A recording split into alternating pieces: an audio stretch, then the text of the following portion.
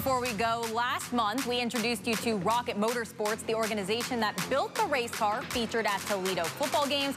This month, the engineers got a special visit from the number 23 ARCA Menards Series racing team before the season finale at Toledo Speedway back on October 5th. The two groups traded stories and maybe a few trade secrets, all with the goal of building a relationship between UT, Toledo Speedway, and the ARCA Series.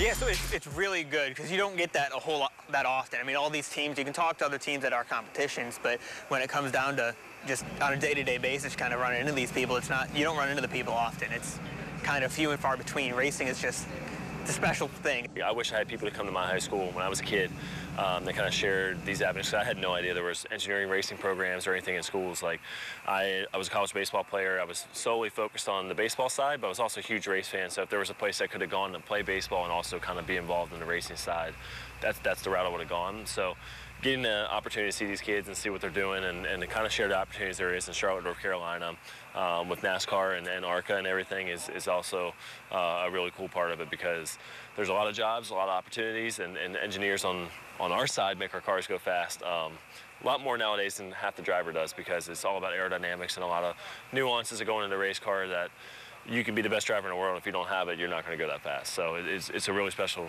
kind of deal to come back and share job opportunities, but also get to share our experiences and what these guys can get into after. A lot of us don't necessarily know where we're going. I don't think anyone will say no to going into racing, but I also know some people don't always just see that as their first route. 'Cause, I mean, it's tough to get into. That's the hard thing, is getting into it. And then once you get those contacts and get in, then from talking to them, it seems like you don't get out in a good way. It's in a very, very good way. It seems like they really enjoy what they're doing, and being able to drive race cars, work on race cars, and get paid for it. It seems like a really fun opportunity.